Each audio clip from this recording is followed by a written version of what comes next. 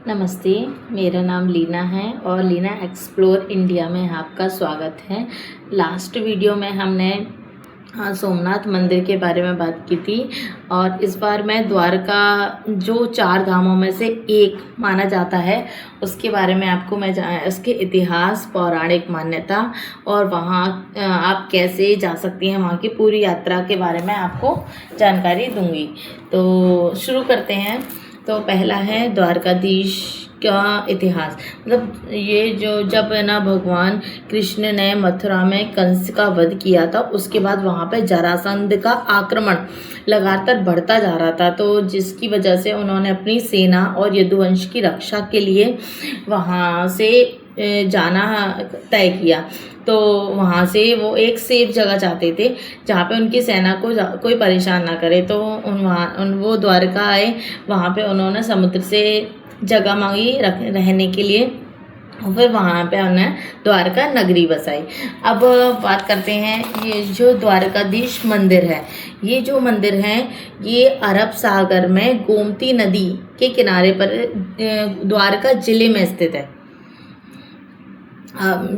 ऐसा मान्यता है कि इसका जो मुख्य द्वार है वो स्वर्ग का द्वार माना जाता है, और जो निकासी वाला द्वार है वो उसको मोक्ष का द्वार बोला जाता है।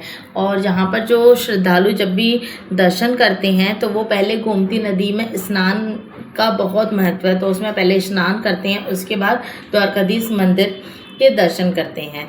और हाँ, इसमें इसका जो मंदिर है ना वो 5 मंजिला ऊंचाई 5 मंजिला बना हुआ है, और इसकी जो ध्वजा है वो दिन में 5 बार बदला जाता है। और अभी आप जो द्वारकाधीश मंदिर देख रहे हैं, इसकी स्थापना श्री कृष्ण के परपोते वज्रनाथ ने की थी। और हाँ, अब यहाँ कैसे आएँ उसके बारे में बात करते हैं।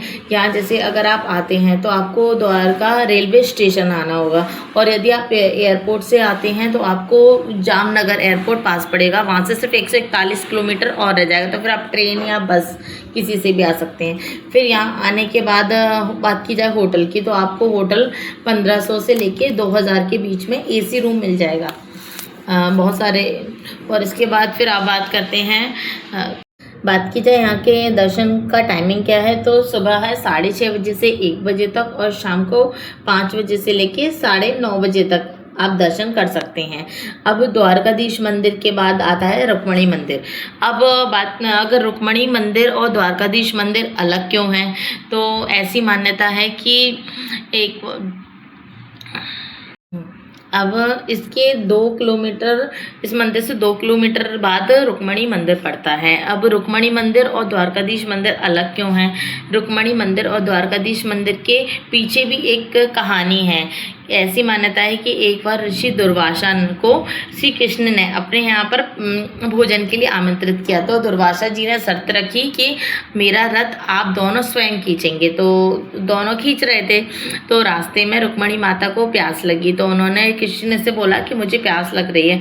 तो कृष्ण भगवान ने महर्षि दुर्वासा से बिना पूछे अपने पैर में से गंगा जल प्रवाहित करके माता को जल पिला दिया। इसकी वजह से उनको बहुत गुस्सा आ गई दुर्वासा जी को, तो उन्होंने श्राप दिया कि तुम लोगों को कुछ समय तक अलग अलग रहना पड़ेगा, जिस वजह से रुक्मणी माता का मंदिर द्वारकाधीश से अलग हुआ है। लेकिन यहाँ पे एक मान्यता और है कि यहाँ पर यदि आप जल पिलाते हैं तो ये जो जल होता है ना वो आपके पितरों तक पहुँचता है, तो यहाँ पे जल पिलाने की मान्यता है। इसके बाद शिवराजपुर बीच आता है। यहाँ से 10 किलोमीटर, रुक्मणी मंदिर से 10 किलोमीटर और आगे बढ़ेंगे तो आपको 10 शिवराजपुर बीच मिलेगा। ये जो बीच है ना ये बहुत ही ज़्यादा मनमोहक है, और इसका जो पानी है ना वो एकदम से क्लीन है। तो आप यहाँ पे 1-2 घंटे आप प्रकृति का मज़े ले सकते हैं। और उसके बाद फिर आगे बढ़ेंगे तो हम कुछ किलोमीटर पे हमको भेट द्वारिका मंदिर आएगा इसके बाद। तो भेट द्वारका मंदिर की कहानी ये है कि भेट द्वारका जो मंदिर था, यहाँ पर श्री कृष्ण भगवान अपने परिवार के साथ रहा करते थे। मतलब जो द्वारकाधीश मंदिर है यहाँ पर वो शासन मतलब राजकाज का काम करते थे। और जो उनका घर था ना वो भेट द्वारका, ये एक समुद्र के बीच एक द्वीप है, 24 किलोमीटर का एक द्वीप है। तो यहाँ पर जो जाने का रास्ता था वो पहले सिर्फ नाव मार्ग से, ये जहाज नाव से जाते थे, लेकिन किया गया है, अभी पुल बनाया गया है, तो अभी नॉर्मली गाड़ी वगैरह से इजीली जाते हैं लोग। और उस यहाँ पे इसका नाम भेट द्वारका क्यों है? भेट द्वारका इसलिए इसका नाम क्योंकि यहीं पर श्री कृष्ण और सुदामा की भेंट हुई थी। यहाँ पे सुदामा जी आए थे, उन्होंने चावल अर्पण किए थे भेंट स्वरूप, तो इसलिए दोनों रीज़न की वजह से इसका नाम भेट द्वारका है। पर ऐसा माना जाता है कि इसका कुछ भाग डूब गया है, ऐसा वैज्ञानिक आधार पर भी माना जाता है और पौराणिक आधार पर भी माना जाता है। और डूबा क्यों था, इसके पीछे दो मान्यताएं हैं। एक है कि जब महाभारत के बाद मंदोदरी ने श्री कृष्ण के पास आई और उन्हें बोला कि अगर आप चाहते तो आप ये सब रुकवा सकते थे, पर आपने ऐसा नहीं किया। तो जैसे मेरा पूरा परिवार ख़त्म हुआ है, ऐसे मैं आपको श्राप देती हूँ कि आपका भी ऐसा परिवार, आपका परिवार भी ऐसे लड़के आपस में वो भी ऐसे ही नष्ट हो जाए।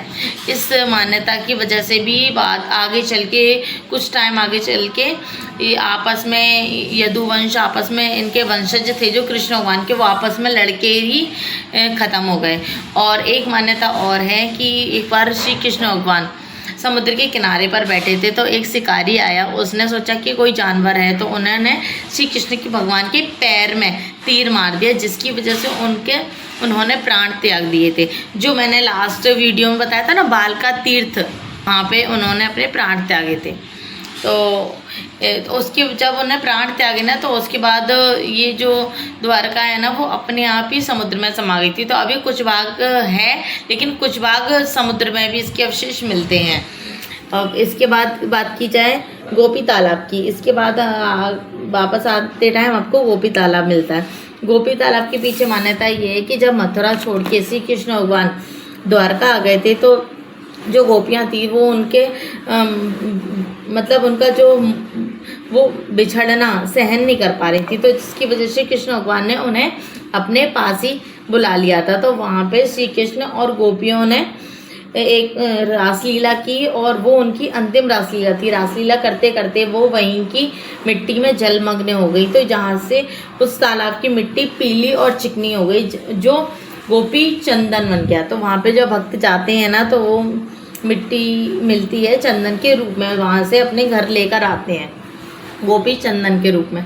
और वापस आते टाइम आपको नागेश्वर ज्योतिर्लिंग मिलेंगी। जो नागेश्वर ज्योतिर्लिंग, जो ये 9वें नंबर के ज्योतिर्लिंग हैं, यहाँ पे भी दर्शन का टाइमिंग 6:30 बजे से लेके 12:30 तक है, फिर शाम को 5 बजे से लेके 9 बजे तक का है। तो और ज़्यादा जानकारी नागेश्वर ज्योतिर्लिंग के बारे में मैं आपको नेक्स्ट वीडियो में दूंगी, उसमें उसका इतिहास, पौराणिक मान्यता, ये सब बताऊंगी। तो आशा है आपको मेरी वीडियो पसंद आई होगी, और यदि आपको मेरी वीडियो पसंद आई हो तो आप लाइक शेयर भी करें, और जिसको जैसे कोई और जाना चाहता है तो आप मेरी ये वीडियो भेज सकते हैं, तो ये उनके लिए बहुत इन्फॉर्मेटिव साबित होगी। थैंक यू, धन्यवाद।